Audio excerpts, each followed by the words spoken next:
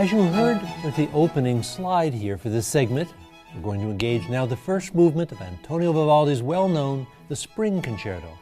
Let's start with Vivaldi himself. As you can see from the main points of this slide, he was born in Venice, reared around the church of San Marco, the Basilica of San Marco. He became an ordained priest, but continued to develop a career as an opera composer and composer of instrumental music, and as a teacher. But let's move on now to Venice itself. Here you see San Marco in the very center there, and the Doge's Palace off to the right. Now we're going to slide a little bit to the right down the waterway here to this church, the Church of the Ospedale della Pietà, the church or hospice of mercy. It was actually an orphanage for girls, who were trained specifically in music. Let's move now to the high altar. Here's the high altar of this orphanage convent music conservatory. Now we're going to take a look at, I guess, the north wall. Yes, it would be the north wall, and you see the balcony here, the gallery, and note carefully the metal grill and the organ in the background. So here's how it looks today. And here's how it looks. Here's how it looked in Vivaldi's day, with the girls singing and playing behind the screen. And you can still see the organ there. As we saw, Vivaldi was the master of the concerto. He wrote 450 of them. Some concertos he wrote for solo instruments, such as violin, flute, and even instruments such as the guitar and the mandolin. Others were concertos for small groups of soloists, 2 violins or 3 violins, for example. Let's see the difference between a solo concerto and what's called a concerto grosso. So as you can see here, we've got the genre of music called a concerto, in which one or more soloists play with and against a larger orchestra. We have a solo concerto, that's one type of concerto, in which we've got just a soloist plus orchestra. And in the Baroque period, we've got this genre called the concerto grosso, which has several soloists plus orchestra. When they all play together, soloists and full orchestra, that's called the tutti.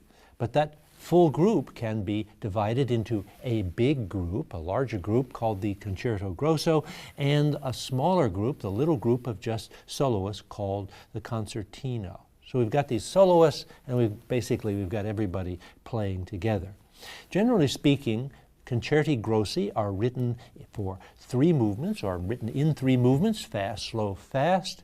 The popularity of the genre peaked about 1730, and then diminished thereafter. But that of the solo concerto continued into the Romantic period, indeed really even into the modern period as well, because it offered the opportunity for, in effect, a single soloist to showcase his or her styles. Now, these pieces, these genres of the concerto grosso, fast, slow, fast in terms of movements, the first movement was usually written in ritornello form. So let's take a look at that now in our next slide. And it's a very simple idea. It's just an alternation, much as we have in rondo form, of this idea of a refrain played by everybody. It's called in Italian the ritornello, the refrain played by everyone, alternating with soloists, the concertino, playing solo riffs derived from the ritornello, and then the tutti will come back with the ritornello, more soloists, more tutti, ritornello, more soloists, and so on it goes until the end. So let's take a look now at a slide that will get us up to speed with regard to the famous concerto in E major, the Spring Concerto. As you may know, Vivaldi wrote a set of 4 concerti grossi for Baroque orchestra, the 4 seasons, in which each in turn intends to depict the feelings and sounds and sights of the different seasons. And to set the mood, Vivaldi wrote a poem, an illustrative sonnet for each. The poem is descriptive, but the music more so. So anytime we have music that tries to play out through sound, a poem, a narrative, even an historical event, we call that program music. So we've got a good example of program music here with Vivaldi's Spring Concerto. So let's start with the beginning of the Spring Concerto, the first movement. It's written in ritornello form. It has something that we call terrace dynamics, sudden shifts between loud and soft, and we'll hear that in just a moment. And we've got something called a melodic sequence. What's a melodic sequence? Well, it's the repetition of a musical motive at successively higher or lower degrees of the scale. We can sound this out here. You'll hear a motive played, and then it's repeated, and then it's repeated again. 1, 2, 3, and each time it shows up, it's slightly lower. I think I've got an audio clip. Let's listen to this.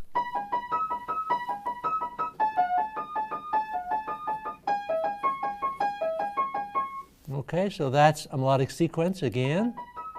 Motive, second playing, third playing, each time going down.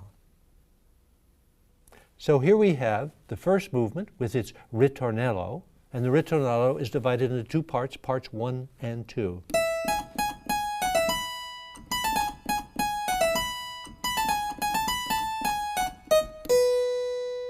Part 1 and part 2 begins with a leap.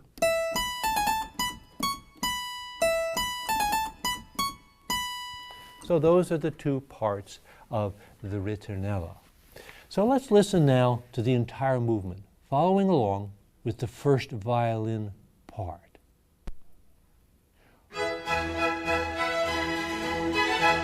So here we start with the ritornello. Notice the music is now suddenly quieter. Piano. Good example of terrace dynamics. Falls off. Back up. Sudden shift. Terrace dynamics. One to the next. And then suddenly quieter.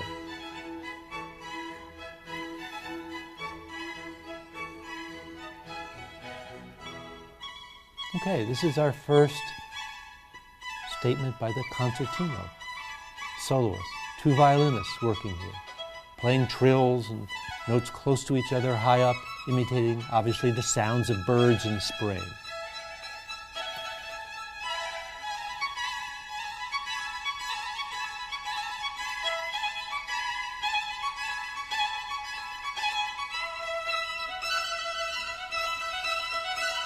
And now the ritornello will come back, but ritornello part 2.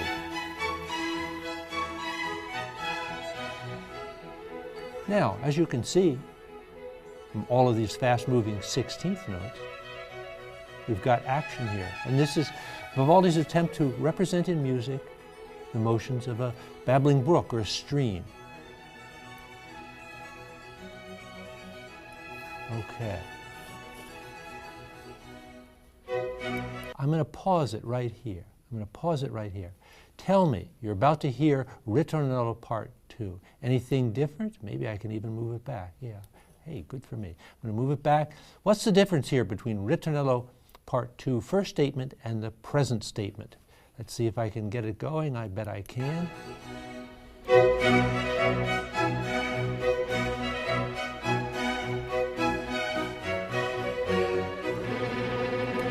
Did you hear the difference? Could you tell the difference? Well, he's taken it down. He's down from here to down to here. So he's taking it down, actually taking it down to the dominant. Now we're going to pick it up and the music gets very agitated. You'll hear the violin technique of tremolo and then suddenly races up like almost like a lightning bolt. Well, of course, this is Vivaldi's attempt to represent a storm in spring.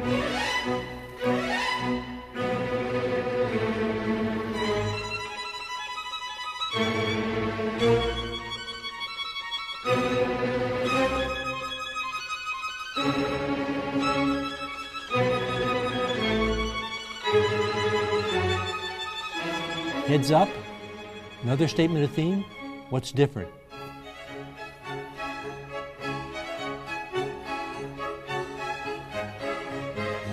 Did you hear the difference? 2.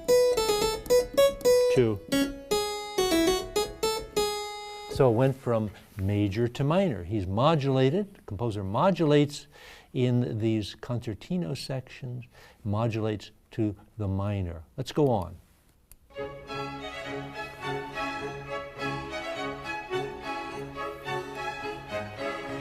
So there's our statement in minor. Now the sun's coming back out, storm's over, rising up chromatically in the violins. Everybody's happy, the world is right again. Back to the tonic key, our major statement.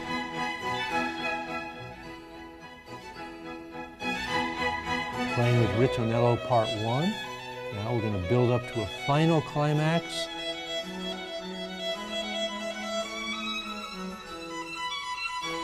And finally, back home, tonic key, Ritornello Part 2.